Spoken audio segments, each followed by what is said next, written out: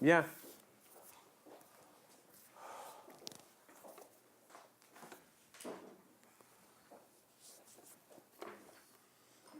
Alors on va, parce que c'est un, on va terminer la Mishnah, He du Perek Sheni, donc de Hillel. On aurait pu commencer une nouvelle Mishnah, mais bon, c'est une sentence très célèbre, très connue et très belle, mais qui prête à de nombreux contresens, donc comme à de nombreuses interprétations, donc j'ai cru bon de revenir dessus. Je la relis.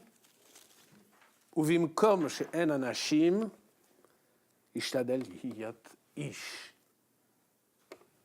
Là qu'il n'y a pas d'homme,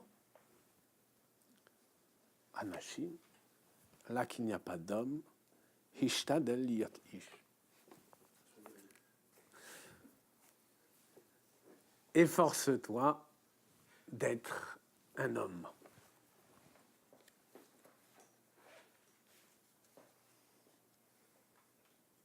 Alors, sur Ish déjà, Ish homme, bon, bien sûr, Ish, c'est un terme polysémique, il a plusieurs acceptions. C'est d'ordinaire, dans la Bible, dans l'hébreu biblique comme dans l'hébreu rabbinique, c'est, on n'emploie plus comme ça dans l'hébreu rabbinique, en tout cas dans l'hébreu biblique, Ish désigne d'ordinaire l'homme au sens de l'individu. Ce qui a donné Ishihut en hébreu moderne, l'individualité, etc. Donc en général, c'est l'individu. Au sens strict, et c'est souvent le cas pour le Midrash, le Midrash, quand il est dit Ish dans le verset, le Midrash en tire souvent l'opposition avec Isha, la femme. Ish, c'est au sens strict le vir, en latin, donc le vir, l'homme, le masculin, le mâle. Donc par opposition à la Isha, la femme. Ça, c'est le sens strict. Au sens étendu, plus rare, c'est le grand homme. Ish, c'est quelqu'un. On dit de quelqu'un. On dit, c'est quelqu'un. Ish. En hébreu, c'est Ish. D'accord ? Le Meiri, vous l'avez, le Meiri dit Ish Pirusho, son explication c'est Gadol Venichbad. Un homme grand, Gadol Venichbad, est considéré. Ça, c'est Ish dans le sens étendu, acception plus rare. Alors, il donne un exemple, Keïnian, Zera Anashim dans Shmuel. Zera Anashim dans Shmuel, descendance de grands hommes, Zera Anashim. Mais il dit que c'est en ce sens ici qu'il faut entendre Uvimakom she'en anashim, là qu'il n'y a pas d'hommes, c'est-à-dire de grands hommes, Ishtadel yot ish, efforce-toi d'en être un. D'accord ? Bon, ça c'est... ça peut faire plusieurs interprétations possibles. Je veux dire, à la lecture naïve, à la première lecture, à la lecture naïve, il y a déjà plusieurs sens possibles. J'en donnerai 3 principaux. Premièrement, première lecture donc, s'il n'y a pas d'homme, entendez, s'il n'y a pas d'hommes, de vrais hommes, comprenez, si les hommes en place ne sont pas des hommes véritables, c'est-à-dire qu'ils sont indignes des places qu'ils occupent. D'accord? C'est quelque chose dont on fait l'expérience tous les jours, à tout moment, à tout coin de rue, je pourrais. Devient quelqu'un et prend leur la place. C'est une interprétation possible. Place, c'est un terme. Alors, oui, c'est les emplois. Diderot parle d'emploi, d'accord? Mais je parle de place parce qu'il y a un texte de Tocqueville qui parle de l'Ancien Régime. Il parle de l'amour des Français pour les places. C'est marrant, hein? Donc, place, là, la place. Alors, je joue évidemment sur le mot Macom.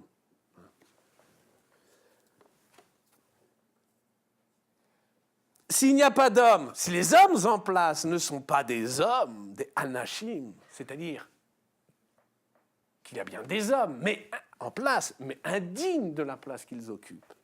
Je ne sais pas, moi, prenez par exemple toute la classe politique. On peut dire sans exception. Sans trop de risques. Hein. Je sais. Allez, à quelques exceptions près. Donc il nous exhorterait à devenir quelqu'un, par exemple un homme politique, et à prendre leur place. Ou bien, deuxième lecture, plus neutre, moins sulfureuse. S'il n'y a pas d'homme en place, c'est-à-dire si les places d'hommes sont vacantes, alors devient quelqu'un et prend la place. Ben, je ne sais pas, ça c'est... Voilà. En politique, toutes les places sont déjà occupées, on peut leur faire confiance, c'est pas le problème. Mais à l'université, voilà, il y a des... Voilà, il y a des places à prendre, ce qu'on appelle des postes, ou dans la fonction publique. Quoi? S'il y a des places à prendre, bah, tu vas les prendre. Je ne vois pas le cri douche. Non, là, je ne dis pas. Là, on dit, des places, des grandes places, oui, sur des places d'honneur, si tu veux. Ça veut dire quoi? Ça veut dire sois ambitieux. C'est ça que, oui, sois ambitieux. Ne te contente pas des petites places. Vise les grandes, vise les hautes dignités. Sois ambitieux. On peut l'entendre comme ça, hein? On va voir, je vais montrer que... Je vous donnerai la définition de Diderot dans l'encyclopédie. Effectivement, c'est vraiment ça. Ishtadel hiat ish, ça veut dire... Voilà, c'est comme ça qu'il définit l'ambition. Alors, dans ces deux lectures, sur 3,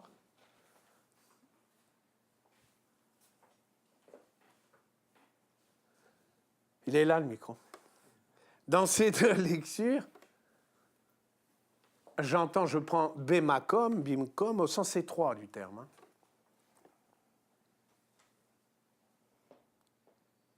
Ce n'est pas la lecture la plus courante. La lecture la plus courante, c'est celle que je vous ai donnée. Là qu'il n'y a pas d'homme, sois-en un. Là qu'il n'y a pas d'homme, sois-en un. Efforce-toi d'en être un.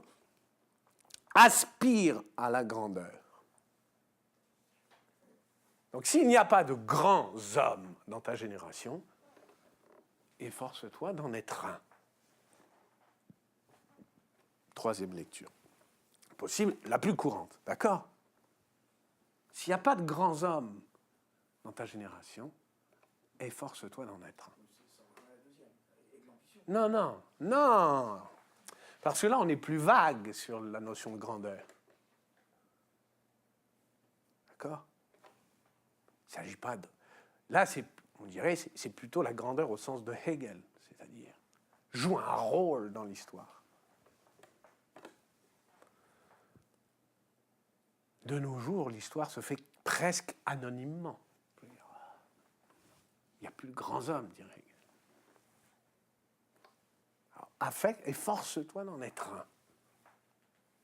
Émerge et deviens un acteur de l'histoire. D'accord ? C'est une lecture, c'est la lecture courante.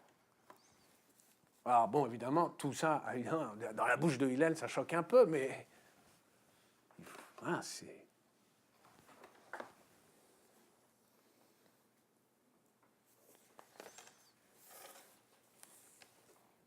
Alors, les deux premières lectures parlent explicitement de l'ambition. L'ambition proprement dite. La troisième lecture parle de l'aspiration à la grandeur. C'est différent. Deux premières lectures naïves, ambition. Troisième lecture naïve, aspiration à la grandeur. Toutes ces trois lectures naïves, encore une fois, sont problématiques. Pourquoi ? Les deux premières, parce qu'on voit un mal Hillel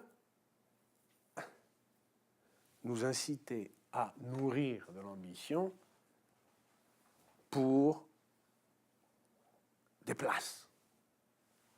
On va mal Hillel nous dire vas-y mon vieux, fonce dès qu'il y a une place. Et d'ailleurs, même si elle est occupée par un médiocre.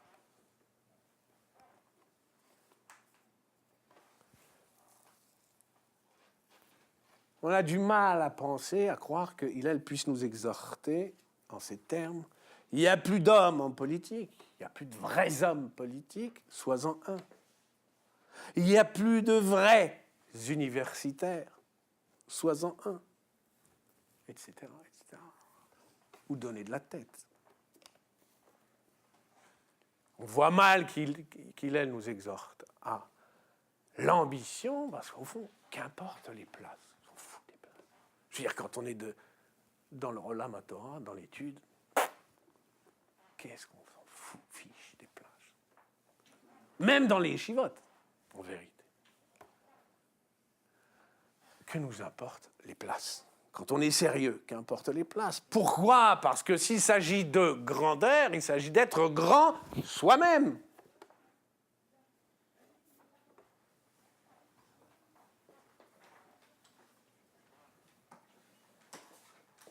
Sauf peut-être à entendre,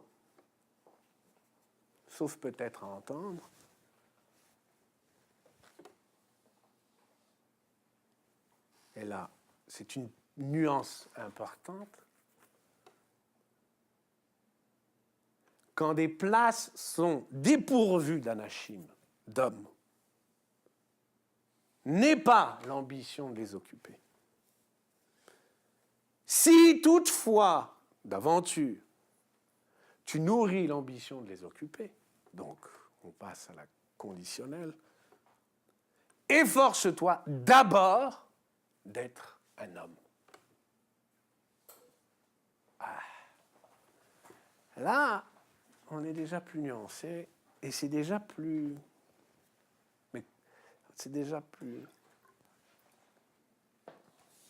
recevable.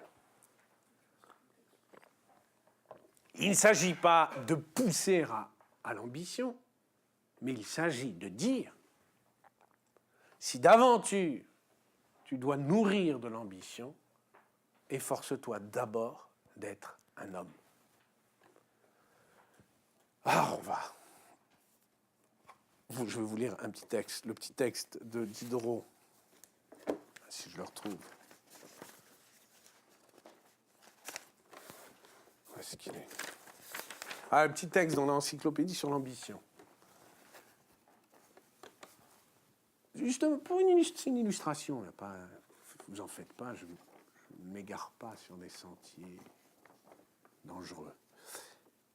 Il écrit, ambition, c'est la passion qui nous porte avec excès à nous agrandir. On a tout. Avec excès, c'est hishtadlut. Alors, la passion qui nous porte avec excès. C'est ça qu'il entend Hillel par hishtadlut, efforce-toi, porte-toi avec excès. Hishtadel, porte-toi avec excès, à nous agrandir, à la grandeur. Ça, c'est l'ambition. Et il ajoute, il ne faut pas confondre tous les ambitieux. Les uns attachent la grandeur solide à l'autorité des emplois, donc les places, les autres à la richesse, les autres au faste des titres, ça c'est les universitaires, etc. Plusieurs vont à leur but sans nul choix des moyens. Quelques-uns par de grandes choses et d'autres par les plus petites. Ainsi, telle ambition passe pour vice, telle autre pour vertu. Telle est appelée force d'esprit, telle égarement et bassesse. Autrement dit, ce que nous dirait Hillel, c'est de l'ambition. Si d'aventure, tu dois nourrir de l'ambition, alors, efforce-toi d'être un grand homme, d'être un homme. Autrement dit, attention, sois ambitieux par force d'esprit et non pas par bassesse et par égarement, ni par égarement. La bassesse et l'égarement, c'est le fait d'hommes médiocres. La force d'esprit, c'est le fait d'un grand homme. Ish. Hishtadel hiyot ish. Si tu veux être ambitieux, sois d'abord un homme.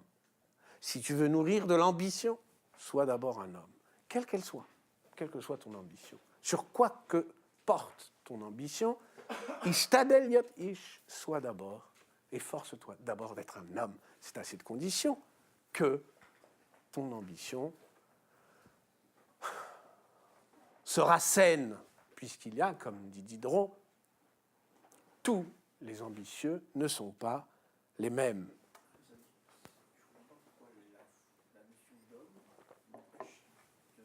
De quoi? L'ambition.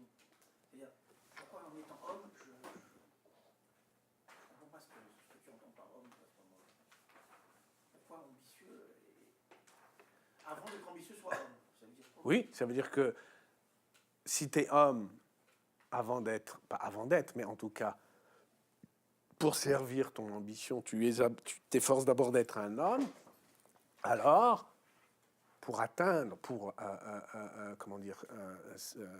tu choisiras les moyens, des moyens nobles. C'est ça, tu veux dire qu'il y a une ambition noble? Non, il y a des moyens nobles de parvenir à ces ambitions. Ce n'est pas sur l'objet de l'ambition. L'objet de l'ambition, ça peut être le même. Je ne sais pas, moi, devenir président de la République, Premier ministre, ou comme l'autre, là, qui a 40 000 euros de notes de taxi en un mois. Elle a de l'ambition. 40 000 euros de notes de frais.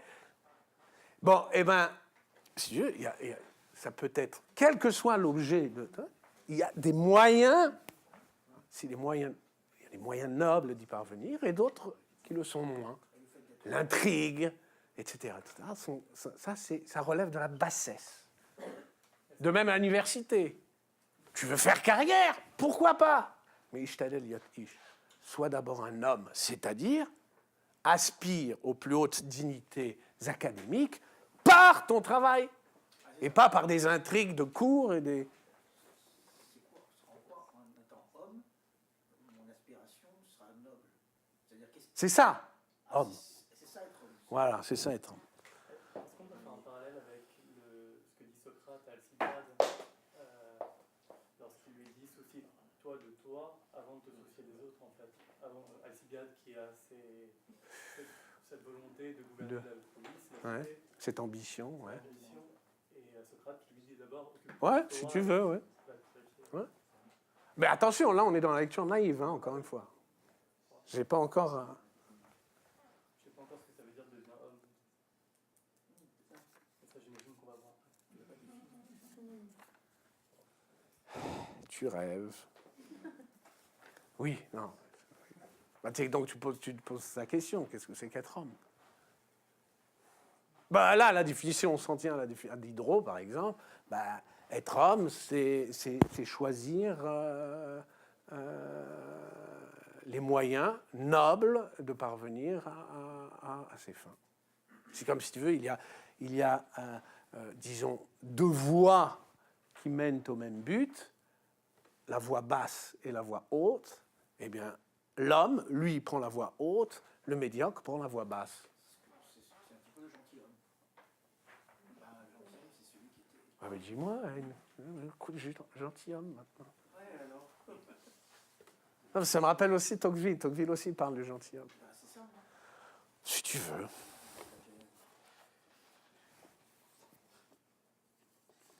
Donc ça, ce serait... Donc la lecture, une lecture nuancée, naïve, mais nuancée, de cette Mishnah, de cette sentence. Autrement dit, à ceux qui s'imaginent qu'il suffit d'accéder à de hautes places pour être grand soi-même. D'accord, j'occupe les places les plus hautes, je suis grand.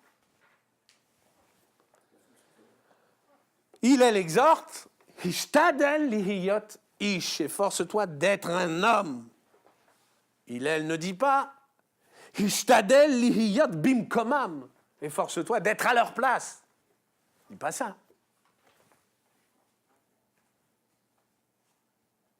Il ne dit pas ça. Il dit, efforce-toi d'être un homme. Efforce-toi d'être un homme. Autrement dit, ne crois pas qu'en accédant aux plus hautes dignités, tu vas te grandir. Comme dirait Paul, tu te grandiras aux yeux des hommes, mais tu ne seras pas plus grand. Mais tout ça, encore une fois, ça c'est l'expérience du quotidien, nous accable par la multitude des exemples de bassesse, comme dirait. Donc il s'agit pour Hillel, il s'agirait toujours, suivant cette lecture, il s'agirait d'être grand par soi-même et non par la place que l'on serait susceptible d'occuper.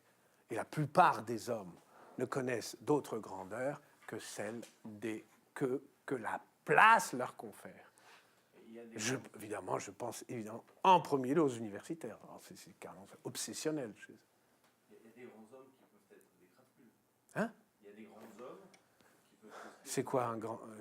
Talleyrand de maître. Talleyrand de maître. Tu veux dire des hommes qui font l'histoire? Talleyrand. Ce sont des grands hommes. Hitler aussi, tu veux me dire? Non, Hitler, tu parles pas. Ah, je comprends pas. Si Talleyrand est un grand homme, Hitler, il a la peu de forte raison. Pourquoi tu as peur pour Hitler? Non, il n'y a pas peut-être, certainement. Non, mais qu'est-ce qu'il y a? D'habitude, tu n'étais pas si timoré. Non, parce que Mazarin, pour la France, il a fait quelque chose. Ah, parce que Hitler, pour l'Allemagne, n'a rien fait. Je veux dire, avant son... Mais tu plaisantes ou quoi? Jusqu'en 40, jusqu'à la défaite de Stalingrad Donc, la défaite de Stalingrad, Mazarin n'a pas eu de défaite. Oui, bon, d'accord. C'était pas ça la question. Non, alors quoi? Donc, tu vois, est-ce qu'il peut y avoir de grands hommes qui soient des crapules? Alors, encore une fois, donc ça, tu reviens à la question qui a dit, qu'est-ce que c'est qu'un grand homme? Alors, si tu t'en tiens à la définition de Hegel, oui, il peut y avoir de grands hommes qui soient des crapules, il n'y a pas de doute, d'accord? Ce n'est évidemment pas le point de vue de Hillel sur la grandeur. D'accord? Parce qu'on s'en doute, mais ça nous allons le voir. Enfin, ça va être discuté d'ailleurs. Il n'y a pas pour Hillel de grandeur historique ou politique ou sociale qui ne soit pas moral. Il n'y a de grandeur, c'est la condition sine qua non. Il n'y a de vraie grandeur. Il n'y a pas de vraie grandeur si elle n'est pas morale. D'abord morale. Hein? On revient à la même chose. À C'est-à-dire Céline, à Heidegger, la grandeur posthume des... Non, mais qu'est-ce que tu parles? On parle de grands hommes, on ne parle pas de grands écrivains. Et Céline et Heidegger sont des petits hommes, mais des petits hommes minuscules, des rien du tout, des merdeux. Qu'est-ce que tu veux en casser? Personne qui doute de ça. Hein? Oui, grands écrivains, petits hommes, je m'en fiche. Talleyrand, encore, tu peux me dire. Il y a une ambiguïté sur l'homme, mais il n'y en a pas sur Heidegger ni sur Céline. Mais si, il y a de l'ambiguïté sur Napoléon. Oui, parce que grand homme, c'est un grand homme dans l'histoire, c'est un acteur de l'histoire. Donc, il y a ambiguïté sur le mot de grandeur. Je te dis, probablement que Hillel récuserait, si tu veux, la grandeur d'un Talleyrand, au sens de Ish.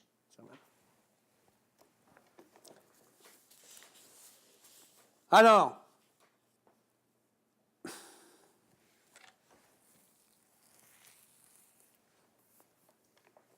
il n'est pas question,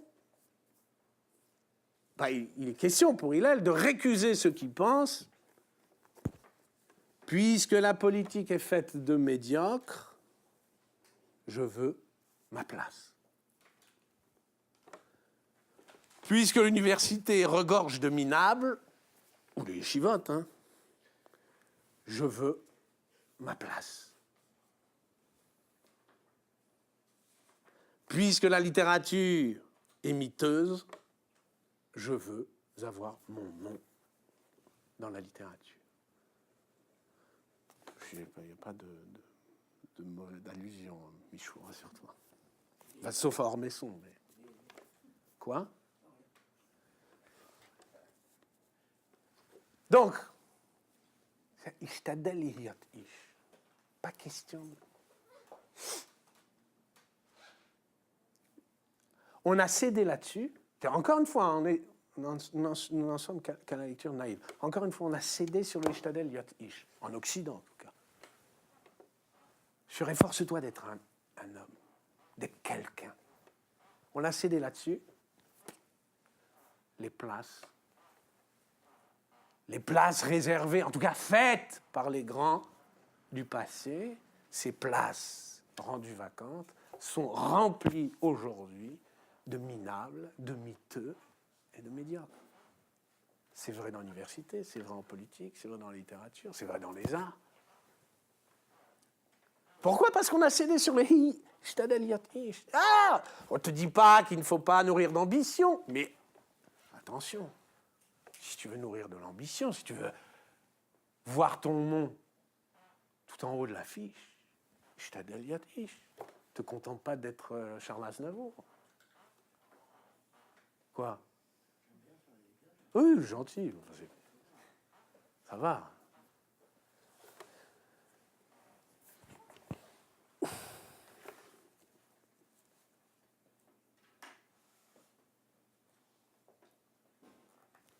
On peut même constater, ajouter cette règle tragique. Plus une institution se dégrade, plus elle excite de convoitise. C'est normal. Plus la multitude convoite de place. Oui, puisque ça s'est dégradé. Donc, plus une institution est grande, enfin, alors moins il y a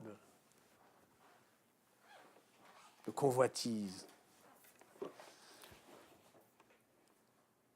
Alors, cette nuance que l'on apporte à la première lecture naïve nous ramène en vérité à la troisième lecture.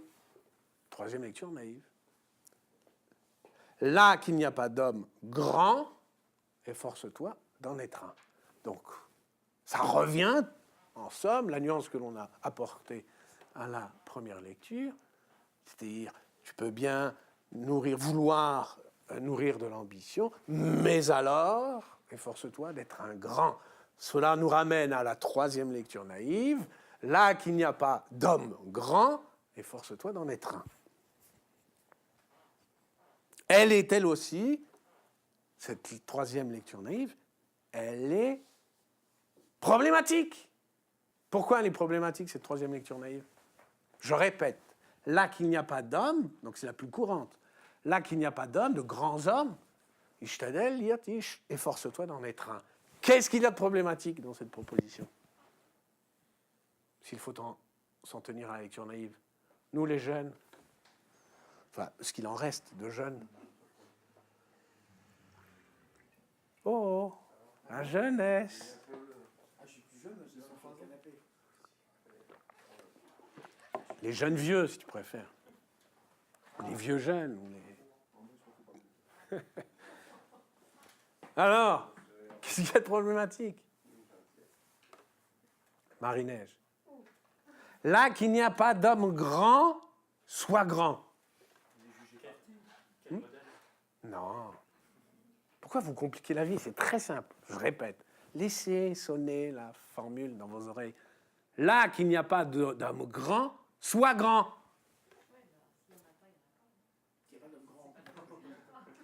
Et s'il y en a? Et s'il y en a? Mais vraiment, vous êtes endormis. Je répète. Voilà. C'est super. Mais je comprends pas. Là qu'il n'y a pas d'homme grand, sois grand. Ah là, s'il y en a, j'ai plus l'impératif de grandeur. Mais non, sois grand en toutes circonstances, qu'il y ait ou non des grands. Qu'est-ce que ça peut faire? L'impératif de grandeur, c'est... Je te casse les oreilles, là? Oui. Bon. Donc, il y a un impératif de grandeur, alors il faut... Donc, ça reste problématique. Je ne comprends pas. Non, mais quoi? Il faudrait être grand par défaut. Sinon, on peut se contenter d'être médiocre. Et s'il y a des hommes grands, on n'a pas besoin de nous rappeler qu'il faut être grand. S'il n'y en a pas, qu'il faut s'efforcer. Ah, je ne comprends pas. Quand il y en a... Quand il y en a, on a des exemples pour les voir et pour avoir envie. Bah justement, je ne comprends pas. Il n'y en a pas, on oublie ce que c'est, on ne pense même pas, on ne les a pas devant soi. Là, on doit s'efforcer d'être des hommes grands. On ne doit pas juste être des hommes grands, on ne doit pas juste être des hommes, on doit s'efforcer d'en être. Trouver en soi ce modèle d'homme grand qui n'existe pas ailleurs. Oui, ça va être... Alors justement, ça va être le Rambam, ça. Mais... Non, mais d'accord, non, mais ma question n'est pas là. Ma question, c'est... Comment il nous exhorterait-il à être grand à défaut de grands hommes? Qui nous exhorte à être grand, point barre. Qu'il y ait ou non des exemples de grands hommes. Il faut être grand. Voilà. C'est ainsi. Voilà. Homme, ça veut dire être grand. Ça veut dire l'excellence humaine. Le reste. Donc c'est bizarre. Ça reste bizarre s'il y a quelque chose qui cloche dans cette exhortation. S'il faut l'entendre, encore une fois, de la sorte. Et s'il n'y a pas d'homme grand, soit le, comment c'est possible? Hein? S'il n'y a pas d'homme grand, soit grand. Comment c'est possible? Je comprends pas. Pas d'homme grand. Attends, je comprends pas. Je vous répète, mais après, vous pouvez dire je comprends. Ah, d'accord, je dois dire je comprends. D'accord. S'il n'y a pas d'homme grand, soit grand. Qu'est-ce qu'il y a d'impossible? Si on admet au préalable qu'il n'y a pas d'homme grand. Je constate qu'il n'y a pas de grands hommes. Je constate que la scène politique est vide de grands hommes. Pas difficile. On a la chance de vivre une telle période. Profitons-en, que ça nous serve à quelque chose. En politique, on disait ça. Quoi? Non. Si Ben non, c'était pas tu les plaisantes. Français sur Napoléon, C'était pas sous De Gaulle, c'était pas sous Napoléon, pas sous Napoléon III, d'accord, mais pas sous... Non. Comment le devenir alors s'il n'a pas de nom? J'ai pas compris. La question, c'est pas de savoir comment le devenir. Est-ce qu'il faut en être un? Alors, il te dit oui, il faut en être un. Il n'y a plus de grands hommes politiques. Sois-en un. Qu'est-ce que tu comprends pas? Comment c'est possible?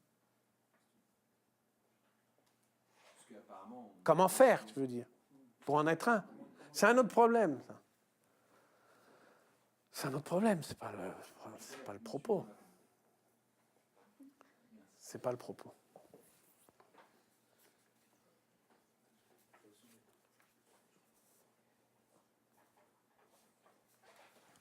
À quoi rime en somme? À quoi rime cette restriction,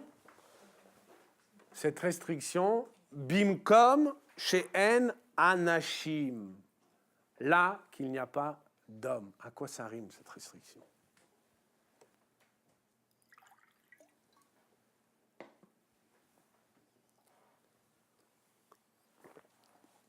C'est, à mon sens, à cause de ces différents problèmes, ces difficultés, que Rambam adopte une autre voie. Donc, Rambam propose une lecture, un pirouche, très différent de ce que l'on a pu voir jusque-là. Vous allez voir. Et c'est ce Rambam qui va compter dans l'histoire de la Parshanout, dans l'histoire de l'exégèse de cette Mishnah de Hillel, de cette sentence-là. C'est son pirouche, c'est son commentaire, sa glose qui va compter. D'abord parce qu'il n'y a pas de glose de Rashi. Rashi ne dit rien là-dessus, sur ce. Alors, voyons la glose du Rambam. Une glose très belle. Voici ce que dit Rambam. Uvimkom she'en anashim ishtadel liot ish. Écoutez bien, c'est très... En quelques mots. Inyan ishtadel, qu'est-ce que ça veut dire? Efforce-toi. He'abek imatzmecha. He'avek imatzmecha. Lutte avec toi-même. Lutte avec toi-même. Mshoch et atzmecha lerechishat ha'ma'alot. Il faut dire plutôt les kinyan ha'ma'alot, c'est le terme, c'est l'expression consacrée. Parce que c'est traduit de l'arabe, je vous le rappelle. Mshoch et atzmecha, et tire-toi,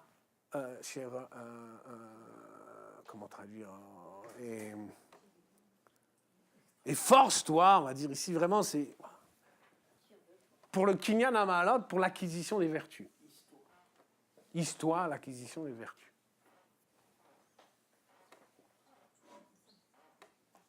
D'accord? Pourquoi?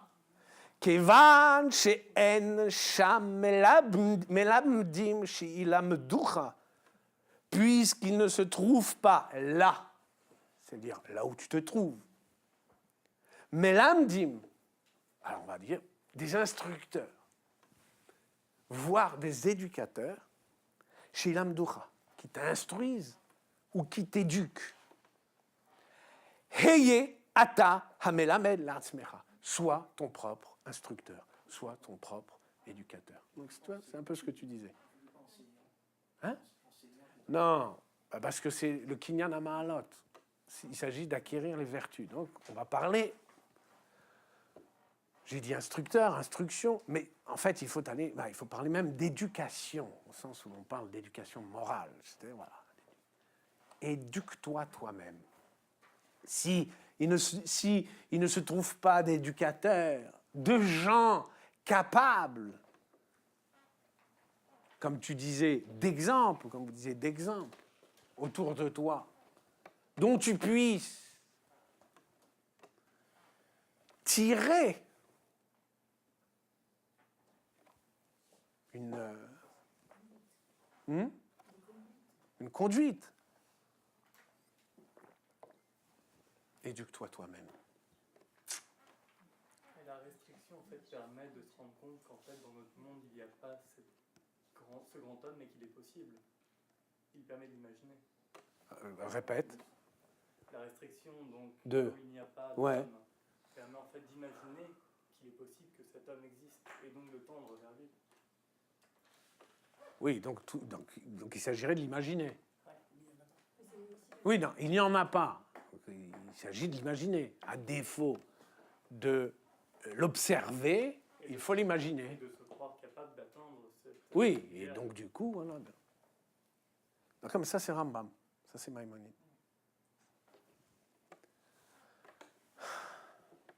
Vous avez compris le glissement qu'il opère. Oui, vous voyez, oui.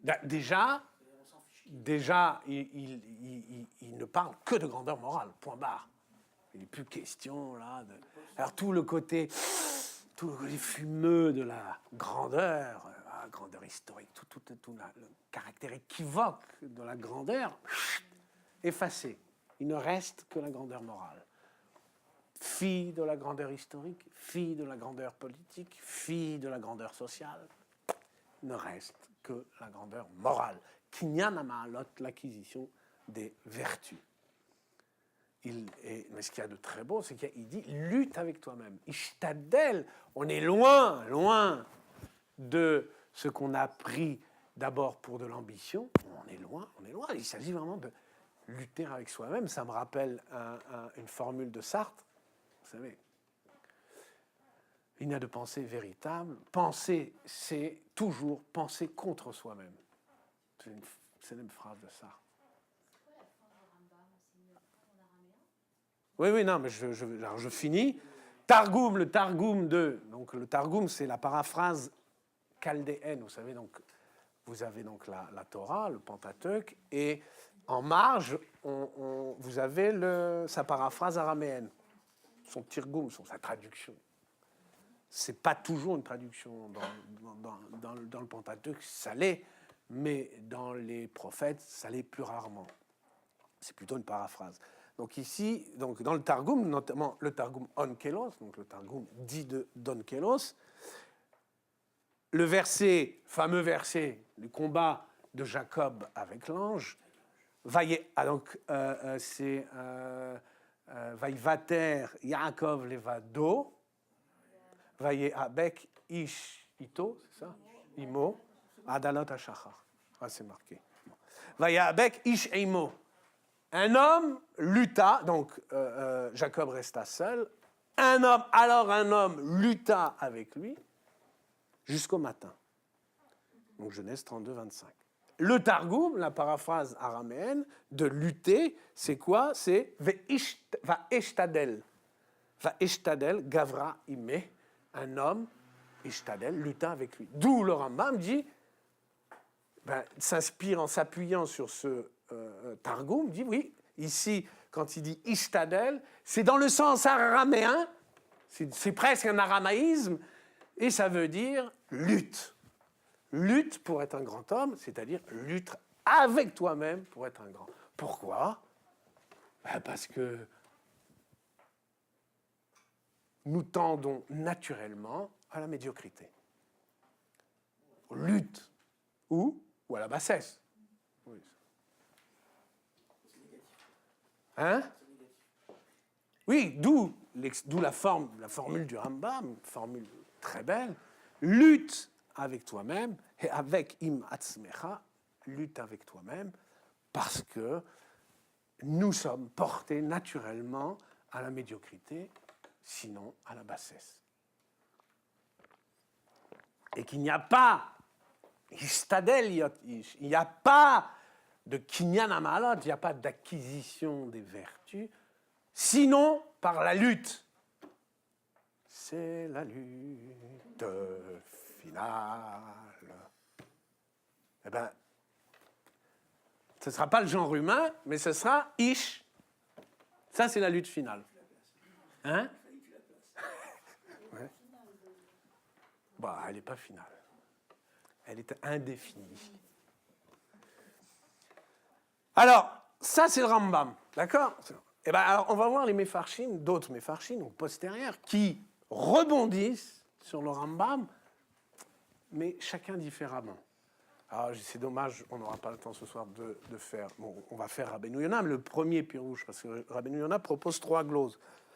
La 3e est sublime. On n'aura pas le temps de la faire ce soir, c'est dommage. Alors, j'espère que peut-être la ferons-nous la prochaine fois, en guise d'apéritif. On va voir 3 grands noms. Le Meiri.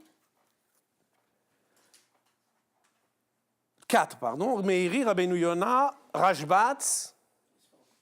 Non, c'est tout en fait 3. Meiri, Rabbeinu Yonah, Rashbatz. D'accord? Tous rebondissent. Donc vous savez, c'est la règle chez les Mefarshim. C'est une règle chez les Mefarshim. Chez la plupart des Mefarshim, contrairement aux parricides philosophiques, dans la tradition exégétique, on tient toujours compte du commentaire d'avant, qui nous a précédé. D'accord? C'est une règle. On ne peut pas feindre qu'il ne s'est rien dit avant nous, ni même croire qu'il ne s'est dit que des choses fausses avant nous. D'accord? Okay. Et notamment là sur Rambam, c'est très grave, vous allez voir, chacun va, disons, décaler le commentaire du Rambam. Alors on va commencer par le Meiri.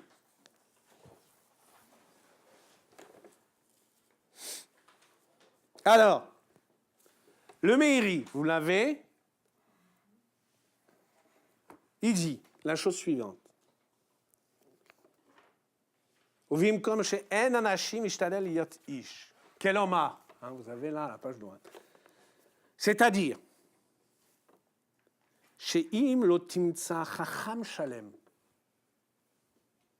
lilmod mimeinu ishtadel lilmod be'atzmecha כמו שתוכל, עד שתעשה איש. Alors, il opère 2 glissements. Je vais déjà vous traduire, littéralement. Si tu ne trouves pas Chacham Shalem, d'intelligent parfait, pas dire sage, parfait. L'ilmon mimenu, pour apprendre de lui.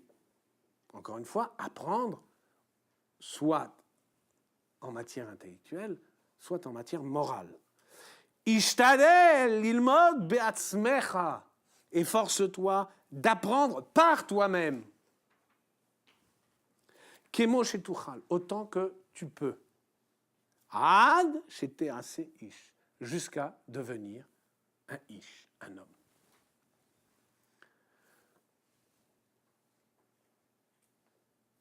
Il opère 2 retouches. Première retouche, il n'est plus question pour lui d'un simple mélamède, d'un instructeur ou d'un éducateur. Lui, il est beaucoup plus radical. Donc vraiment, il parle, lui, carrément d'un intelligent parfait. Entendez parfait, c'est-à-dire shalem bemidotav, c'est-à-dire un intelligent moralement intègre. Parce que des intelligents immoraux, ça court les rues. On parle d'un intelligent moralement intègre. Chacham Shalem. Donc, si tu n'en trouves pas, s'il ne s'en trouve pas autour de toi, alors, donc pour apprendre de son exemple, apprends par toi-même. Autrement dit, ne renonce pas à vouloir être un grand. Ne te voue pas à la médiocrité sous prétexte il n'y a plus d'exemples, il n'y a plus de grands hommes, il n'y a plus de... Voilà quoi. Alors, on va rester des pauvres types. Oui, mais comment apprendre son modèle? Hein? Non, il ne s'agit pas d'apprendre à dessiner, là. Non, comment apprendre son modèle? Et je t'ai répondu, il ne s'agit pas d'apprendre à dessiner. C'est-à-dire quoi? Alors lui, il t'a dit qu'on... Non, il lui dit, si tu ne trouves pas des grands hommes, donc... Eh ben quoi? Aller chercher quand même le Et modèle. il t'a répondu. S'il ne s'en trouve pas Si, pour l'observer, il faut l'imaginer. Eh ben ouais, il faut faire preuve d'imagination. oui, À défaut. oui, mais c'est à défaut. Pourquoi on ne dit pas dès le départ, eh ben, apprends à être un homme. Pourquoi tu as besoin... S'il n'y a pas d'homme, de modèle, je ne parle pas de dessiner, il faut imaginer ce modèle. Ouais. Mais donc, le préalable... Mais pourquoi devoir l'imaginer? Oui, pour essayer... Ah, tu dirais être un homme, qu'on se l'imagine. Pourquoi directement dire, travaille sur toi pour être un homme? Pourquoi déjà chercher Mais non. un modèle? Puisque pourquoi devoir l'imaginer si tu l'as sous les yeux? Donc la facilité. Hein? C'est une facilité. C'est une facilité. Observer, c'est peut-être une facilité. L'imiter, c'est autre chose. Imiter pas au sens du mimétisme. Hein? Pas en ce sens-là, justement. Au sens de l'imitatio Dei, comme on disait chez les théologiens. Imitation de Dieu. L'imitation du Talmid Chacham, qui procède de l'imitation Dei. Hein, ça, bon, je vous rappelle, ça claque. Non. Bon. L'imitation Dei, chez la... Veyareta et Hashem Elokecha. Tu craindras et Hashem Elokecha, Yudke Vavke ton Dieu. Et on dit pourquoi le et, les rabbats Talmidei Chachamim. Pourquoi il y a et, Hachem, la particule et? C'est les rabbats pour inclure les Talmidei Chachamim, les intelligents. D'accord? Ça procède de l'imitation des... C'est-à-dire le premier rapport, c'est d'abord d'observer. Si par Oui. défaut, tu ne trouves pas, à ce moment-là, Ouais, à défaut, il faut imaginer. c'est pas la solution idéale. Quoi? Improviser. Non, on n'a pas dit improviser, on a dit imaginer. J'entends, c'est-à-dire, En réalité, est-ce que de qui que ce soit qui pourrait avoir l'air parfait, on peut savoir s'il est moralement complètement intègre? Et est-ce que finalement, ça ne veut pas dire que peu importe de qui on est entouré, au fond, on ne peut pas complètement considérer que cet autre en face, il est en adéquation et complètement juste et complètement vrai et complètement intègre. Donc je dois forcément aller chercher en moi quelque chose. Même si j'ai ce modèle en face de moi, je ne sais pas s'il est complet. Donc je vais quand même chercher au fond de moi ce que moi... Pourquoi je dois faire complet. pourquoi tu ne sais pas s'il est complet? Parce que ce qui le concerne, le concerne. Je suis pas dans sa tête, je ne sais pas. Et on sait combien de fois on a vu des hommes qu'on pensait intègres, tout à coup révéler des choses... Oui, mais c'est pas. comme dans les sciences, hein? Et même pour aller plus loin, Bah, du coup, est-ce qu'on On a parle vraiment- d'observation raisonnée, pas d'observation spontanée. Tu sais qu'en science, voilà, l'observation spontanée, elle nous trompe très souvent. Mais même l'observation Donc, raisonnée, D'accord, il y a un travail à faire sur l'observation. et pour aller plus loin, Il faut aiguiser son sens de l'observation. si notre œil n'est pas pur, est-ce qu'on est capable même de voir chez l'autre? Tu as raison. Bah, il s'agit de purifier ce que j'appelle aiguiser son sens de l'observation.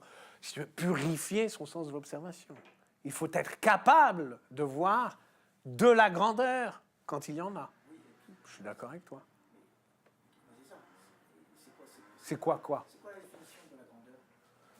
De la grandeur morale? Comment tu vas dire cet homme, c'est un grand, c'est un modèle? Ben, en général, tu dis d'un homme qui n'en est pas un, mais qui en paraît un, c'est un grand. Alors j'imagine qu'à plus forte raison, diras-tu d'un vrai qu'il est grand. Ah ben, les faux, tu les vois, les vrais, tu les vois pas. Les faux, ils font tout pour faire semblant d'être pour te tromper. Ah, ils ont l'air de bandits. Très vrai. Je comprends pas ce que tu dis. Les faux font semblant d'être très vrais. Voilà. Et les vrais C'est pas... C'est pas quoi? Il n'y a pas de règle. Quoi? C'est Rassure-toi. c'est pas objectif. Non. À moins d'être corrompu, et même quand on est corrompu soi-même, en général. Pas certains mondes où on pense que la personne, c'est des hauts personnages et pourtant... Oui, d'accord. Mais c'est ce qu'elle disait, ça. Je te dis, mais d'accord. Donc il s'agit, bien sûr il ne faut pas se fier à l'observation spontanée. D'accord? Il ne s'agit pas de se fier au premier grand venu, si je puis dire. Mais on peut se tromper même si on ne se fie pas qu'au- Oui, d'accord. Alors quoi? Alors fondamentalement, ça veut forcément dire. Non, il s'agit comment dire, d'accroître son pouvoir d'observation. Il s'agit aussi et d'abord de voir la grandeur quand il y en a. On dirait De voir de la grandeur. l'observation, c'est aller le chercher en soi. Non. Forcément. Non, ça, comme il l'a dit, ça c'est imaginé. Accroître son pouvoir d'observation, non. C'est pas imaginer la grandeur. C'est la voir quand il y en a. Quoi, ça vous a jamais arrivé? Oui, voilà. Ça Il faut dire que pendant très longtemps, c'était relativement simple, puisque le grand homme, c'est celui qui mourait ou pour le groupe ou pour protéger le groupe. Donc quand on meurt, évidemment, c'est visible tout de suite, parce que aujourd'hui, pourquoi meurt-on? Avec courage, pour quelle cause? C'est la difficulté. À une époque, pendant longtemps, on mourait parce qu'on allait combattre pour protéger, pour une cause, disons, pour une idée, ouais. Oui, et de fait, sans la mort, comme preuve. Ah, comme épreuve ultime de la grandeur. Ultime, c'est très difficile de déterminer une grandeur. Oui. C'est plus difficile. Ça le reste, mais c'est plus difficile. Une fois qu'il est mort, La mort est Non, tu as raison, c'est vrai. Mais il n'est pas sûr que... Ça, c'est encore discutable. de toute façon, c'est les morts, on ne peut plus le voir. Cet esprit de Mais sacrifice, c'est possible de... si, là où tu as raison, c'est l'idée... Bon, parce que donc, je renvoie au livre au livre de Ernst Jung, forcément, hein, dont je tiens que c'est l'un des plus grands livres du XXe siècle, le combat comme expérience intérieure, même si c'est un livre dont les fascistes se sont réclamés, peu importe, il dit effectivement que l'épreuve ultime, c'est le combat. L'épreuve ultime de la grandeur, c'est le combat. Eh bien, tu retrouves cette idée dans le Rambam. Dans cette lutte, dans la lutte, alors pas avec l'autre, mais avec soi-même. Et il y a la preuve ultime de la grandeur. Quoi? Tu n'étais pas là sur... Je t'ai dit, voilà, c'est l'épreuve ultime de la grandeur, c'est le combat. Parce que dans le combat, dans la lutte à mort, bien sûr, ça le Kampf, c'est la lutte à mort, donc le duel, si tu préfères, ce qu'on met en jeu, c'est sa propre vie. Donc voilà. Donc, il s'agit... Bon, mais je sais pas... Bon, là, ce serait d'autres développements. Quoi qu'il en soit, bon, ça c'est la première chose, la première retouche qu'il fait. Et la deuxième, la plus importante, c'est la fin, quand il dit « Ah, c'était assez ish ». Alors, tout le monde le note, enfin, les éditeurs le notent. Il dit « jusqu'à devenir un ish ». Autrement dit, « ishtadal liot ish », c'est pas, cette fois, comme le Rambam le dit, « efforce-toi d'être ton propre ish melamed », c'est-à-dire ton propre instructeur. C'est « efforce-toi d'apprendre par toi-même pour devenir un ish, un homme ». C'est le résultat, ish. Hein? Ish, à ce moment-là, c'est plus un moyen, c'est une finalité. Voilà, c'est le but. Il faut devenir un homme pour d'autres, en fait. Pour d'autres aussi que soi. Pour d'autres aussi que soi. Non, mais l'idée, c'est, il ne s'agit pas d'être un homme à soi-même. C'est-à-dire d'être, parce que Rambam dit, c'est quoi les anashim? C'est des hommes capables, par leur vertu propre, de devenir nos instructeurs, nos éducateurs. S'ils ne s'en trouvent pas, eh ben, sois un homme, c'est-à-dire sois un éducateur pour toi-même. C'est ça que dit le Rambam. Lui, il relit, il reprend le Meiri, il dit « Apprends, efforce-toi de t'enseigner à toi-même afin de devenir un homme. » Ish, c'est l'aboutissement. Ish, c'est plus le moyen. C'est la fin, c'est la finalité. C'est juste une retouche. Mais ça dit le flou qu'il y a. Alors on voit, hein, parce que le Meiri, attention, le Meiri, c'est pas n'importe qui. je n'ai pas une très grande estime pour le Meiri, mais ce n'est pas la question. C'est que c'est un fidèle rambamien. C'est un fidèle maïmonidien. Ah, un dur. Confère Eric Smilevich. Ouais, bon. C'est un petit... Ouais. Là-dessus, on va voir Rabbeinu Yona. Et on finira par le Rashbatz. Rabbeinu Yona dit, donc vous avez Rabbeinu Yona, toujours donc en début de page, Bimkom she'en anashim le orechecha b'mitzvot ou le yasrecha ishtadel lihiyot ish veyaser et atzmecha shelo la'asot ki im hayashar b'nei Hashem. Voilà. Oubliez les formules pieuses, hein, il y a de Barar, tout ça. C'est les mauvaises habitudes des exégètes médiévaux. Quoi? Dans Rabbeinu Yona. Ah oui, pardon, Mefarshim Arishonim Pirshu, c'est le Rambam. Mefarshim Arishonim, c'est la Maïmonide. Rappelez-vous, un Rabbeinu Yona, bon, Meiri, c'est stricte observance, maïmonidien de stricte observance. Rabbeinu Yona, donc Meiri, c'est quand même un peu plus tard, c'est fin du XIIIe siècle, si je m'abuse. Rabbeinu Yona, c'est juste après Maïmonide, et il a combattu Maïmonide, rappelez-vous. Hein. Rabbeinu Yona, c'est la grande figure anti-maïmonidienne. Avant sa tchouva, avant son repentir. Et après son repentir, donc il a écrit Sha'arei Tchouva, les portes du repentir, et il a écrit un long commentaire sur Avot, inspiré du commentaire de Rambam. Donc là, il reprend le Mefarshim Arishonim, c'est le Maïmonide. Et il dit, regardez comment il relie Maïmonide, là qu'il n'y a pas d'homme, les orerecha b'mitzvot, pour t'éveiller à la pratique, ou les yasrecha, et pour te corriger. Yasrecha, c'est moussar. Moussar, en hébreu, ça dit, c'est l'école de la morale. Mais entendez morale au sens presque chrétien du terme, hein, au sens religieux du terme.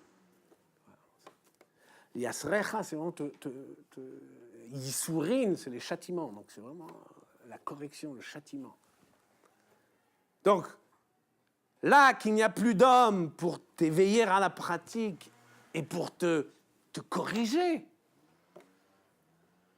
Ishtadel yot ish, efforce-toi d'être un homme, veyaser et atzmecha, donc efforce-toi d'être un homme, c'est-à-dire un censeur, veyaser et atzmecha, et corrige-toi toi-même, shelo la'asot ki im hayashar, pour ne plus faire que le bien, que le bien aux yeux, enfin que l'honnête ou le droit aux yeux d'Hachem. D'accord? Ça, c'est Rabbeinu Yona.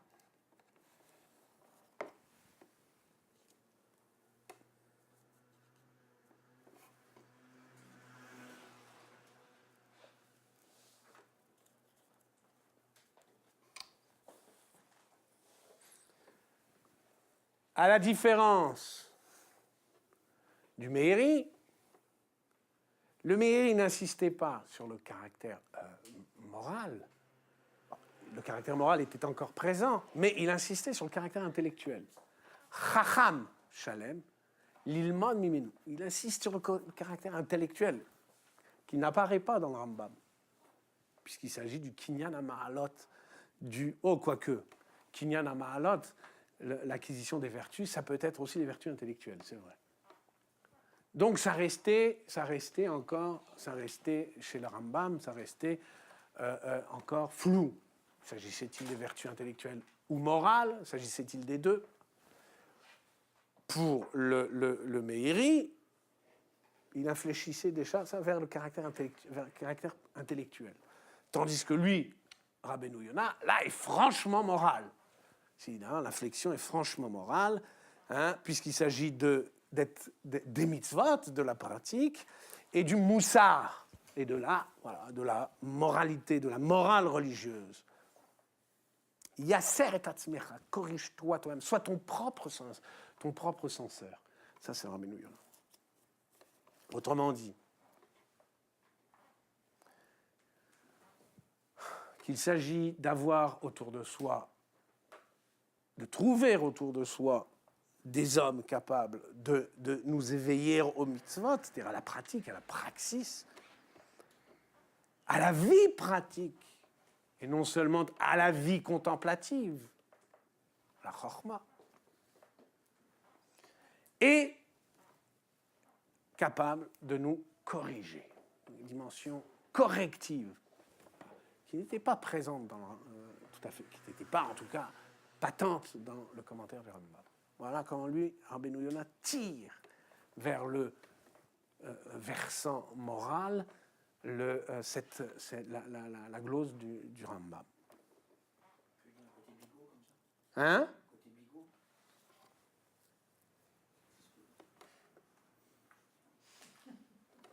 J'ai pas compris. Quoi?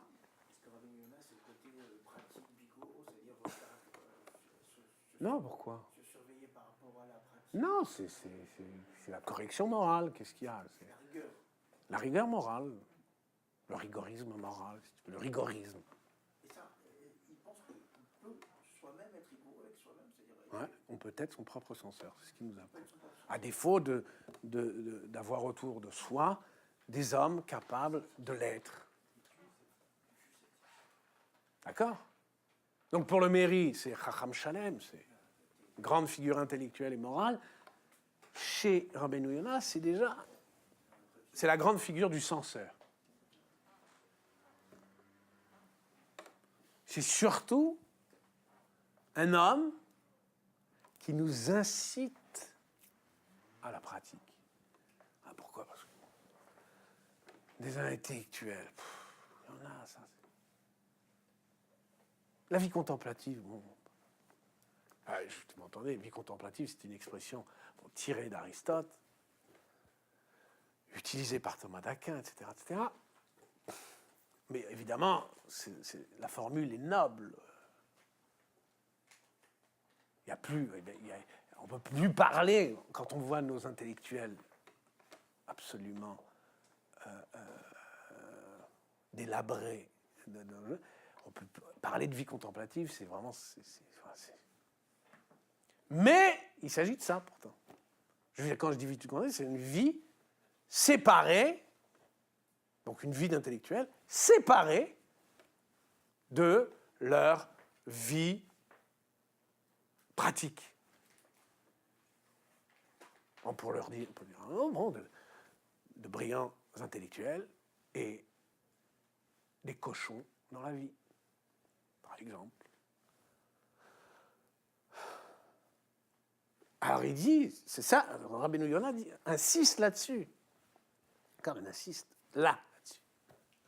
De quoi s'agit-il par Ish? C'est la figure du censeur. C'est-à-dire, ne décroche jamais de la vie pratique. Ne décroche jamais. Même dans l'exercice intellectuel. Même dans la connaissance. Ne décroche jamais de la vie pratique. Hein? Et surtout, ne prends pas prétexte de ta contemplation pour décrocher de la vie pratique. C'est ça la dimension du censeur. Il entend cette dimension d'intellectualité. Oui, mais c'est pas... Ouais. Mais ça, je veux dire, il l'entend. C'est banal, ça. Il y en a qui ne l'entendraient pas. Ils pensent que Quoi? au censeur, il n'y a que... C'est où tu parles? que dans les actes. C'est-à-dire il faut agir, il faut... Ah oui, d'accord. Là, tu parles de nos dévots à nous. Non, c'est vrai, il y a les deux extrêmes. Maintenant, on va passer au plus intéressant, parce que le plus difficile, enfin le plus compliqué, c'est le Rashbatz. C'est celui qui va détourner le plus, qui va vraiment donner une inflexion plus grande, la plus grande au commentaire de Rambam. Donc Rashbatz, c'est un des plus grands. Hein. À mon sens, c'est dommage que je l'ai découvert un peu tard, mais c'est notamment la source principale du Barthénoura, lequel Barthénoura est, pour ceux qui ne le savent pas, le Rashi de la Mishnah. Donc, voilà, sa source principale, c'est le Rashbatz. Rashbatz, c'est un grand Rishon du XIIIe siècle, fin XIIIe siècle, début XIVe. Donc, Shimon ben Tzemach d'Uran. Voilà. Un séfarade. Bon. Voilà, réjouissez-vous. Séfarade de France et de Navarre. Et son commentaire d'Avot est vraiment l'un des plus... D'abord, il est copieux, et c'est vraiment l'un des plus... Voilà, il couvre absolument tous les... Il est vraiment très, très bien. Alors, seulement là, voilà ce qu'il dit de Ovim. Comme chez Nanashim Ishtadel Yot Ish. Il reprend le Rambam. Targum, il cite le Targum, comme l'a fait le Rambam, à l'exemple du Rambam, Vaye avec Ish Imo, un homme lutta avec lui, Vishtadel. Donc, encore une fois, pareil, Ishtadlut, c'est quoi? C'est pas l'ambition comme on croit, comme on a cru d'abord. Ishtadlut, c'est la lutte avec soi-même. Le combattre avec soi. C'est ça l'Ishtadlut, le combat avec soi. Combattre son inertie, combattre évidemment ses penchants, etc., etc. Ça, c'est la lutte, lutter avec soi-même. Et il continue. Bon, laissez le Yesh Gorsin, ça ne nous intéresse pas. Quel Omar, c'est-à-dire Bimkom chez En Anashim. Donc vous avez le Rambam dans l'oreille. Lui dit, c'est-à-dire, on se dit, il va nous ressortir le Rambam, plus ou moins, puisqu'il, comme lui, cite le Targum, de lutte avec soi. Etc. Et qu'est-ce qu'il dit? Bimkom she'en anashim omdim ba'peretz la'asok betzorket tzibur ishtadel liot ish. Là qu'il n'y a pas d'homme, omdim ba'peretz, c'est une expression hébraïque pour dire, pour colmater la brèche.